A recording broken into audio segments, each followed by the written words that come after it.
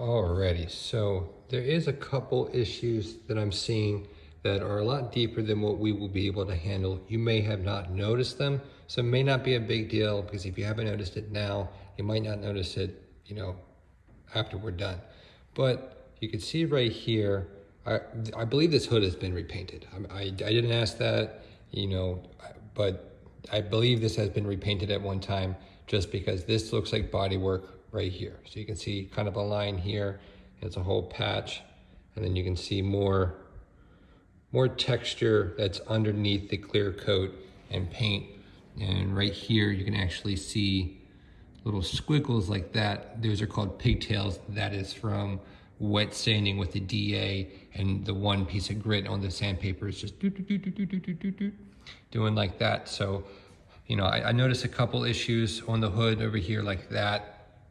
We won't be able to really fix that, I don't believe, because that is underneath of, the repainted clear coat and color coat. But overall, we can do a number to fix this dullness, these swirls and scratches and all like that. Alrighty, Danny, so I do know the hood was 100% repainted just by measuring the paint. So I'll go ahead and measure the fender here. Both fenders are reading around the same, around 4 to 4.5 to 4.7 in some areas. So you can see right there, that is how much paint and layers you have on this panel. And then the hood, 6.6. It goes up to 7 in some areas. Yep, 7.7. So it is not quite double, but you can definitely, oh, that one's close to double. But it definitely has more layers and more clear coat, which is in relation to the issues that we pointed out over there of, underneath the clear coat that we can't fix. So, it's not a big issue. I think we could still make it look really good. We'll do some test spots on there to see what we can do and what makes sense to do, and then let you decide. And then the driver door has also been repainted or repaired at one time or another, which kind of does make sense. It does look a little bit cleaner. Yeah, you can see then from the back door, unless they blended this, where's the quarter different? Yeah. So from that over there to, from that over there to this. So they probably blended these two doors because their panels side by side and has the metallic flake in there. So it's like a 3-stage paint, and you have to blend it so the metallic looks the same. But yeah, no, I can kind of see the difference in the panels now that I'm looking at it a little bit more. See if you can tell the difference in the lights. Yeah, they're about the same finish, texture-wise, like orange peel. But you can see one panel looks slightly darker than the other. With the paint correction, that'll look better. Oh yeah, even telling from the swirls from that fender to this, yes, it still has swirls, but you can see it's significantly less. So it's a pretty good color match. It just needs to be blended and buffed so they look the same. So this will still clean up, but this is going to clean up a lot to match, because you can see this side, you can see more of the green. The haziness from the swirls and scratches are kind of dulling it out and hiding the flake behind the scratches and swirls. So I'm definitely going to recommend a 2-step paint correction on at least some panels. I want to see if the hood makes sense to do, and if it is making it look good. These we might be able to get away with a 1-step paint correction because they're not nearly as bad. They still need to be buffed, but different level over here. It actually looks pretty good for a 1-step paint correction. It actually cleaned up a lot more of the swirls than I was anticipating, given how many there were. So you can see here on the 2-step, they look pretty similar, to be honest with you. I would definitely say there's a lot more defect removal as far as deeper, defect removal overall in here. It's so hard to pick up on camera.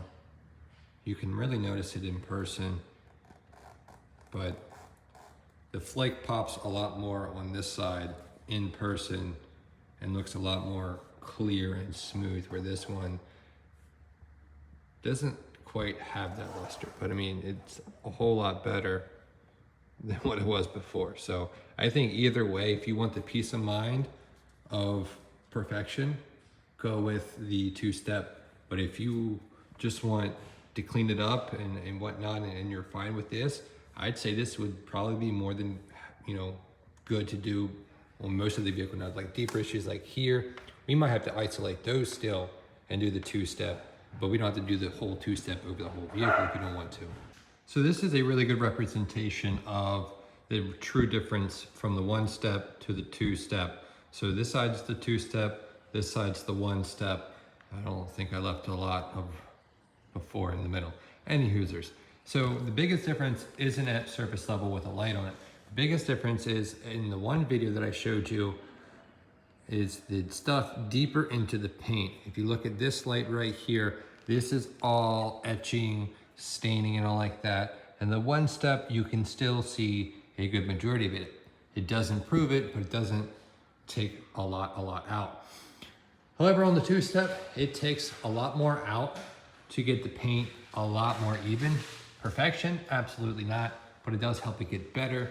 That's why it helps with the clarity. That's why it looks more green and, you know, has a deeper, rich color to it, because it has a lot more aggressive cut at first, then it gets refined, so it's able to really take off a lot of this dead skin and dry paint and give you a nicer finish. So, you know, does it really make sense? That's up to you, because, I mean, we're not gonna be able to make it quote unquote perfect.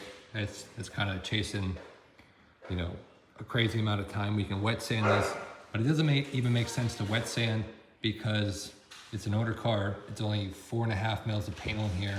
We wet sand it.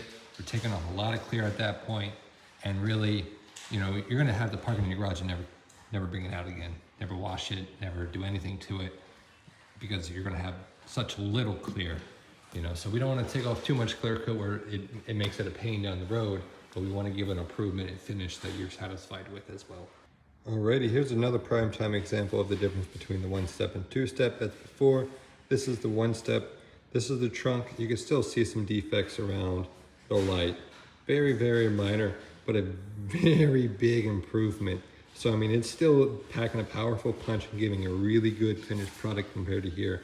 But the two-step, like I said, it just gets a lot more aggressive of a cut. So you're getting a lot better with finish, and that flake is really, really popping compared to over here. I mean, it might not look like it on camera, but in person, it's a lot better of a finished product. But I mean, is it enough to justify spending the extra $1,000 on it? That's up to you. So here's a good representation of the one step, not getting the deeper stuff. So you can see boom, boom, boom. You know, it's from back here, it's really hard to tell, and it looks a ton better, and it's still removed a lot. Like, this is doing a lot given the condition for just a one step. Usually German cars and BMWs, they have really hard paint, making it, you know, somewhat difficult to restore and get it to that point. So that's awesome. But when you look over here at the two-step, it gets a lot more of those deeper imperfections where it's literally close to perfect. Like, I would say 80%, where yes, it's 25 years old. It has a lot of compounded things and issues. Like in here, these are pretty rough in here. All these scratches right here. We'll be able to get them a good amount and all like that, but it's going to need the two-step to really make sure everything looks smooth and looks good. You know, we can make it look good, and, you know, if you want to be picky about it and, you know, you might not be happy with it, or we can give you the peace of mind to give you one of the best finishes possible given the vehicle's condition, the amount of clear coat and all like that you have. So, you know, that's another angle to look at it from, in a sense of sometimes with the light on, it doesn't really show everything. That's just a hair. So, you know, it's just another way to kind of show you the difference.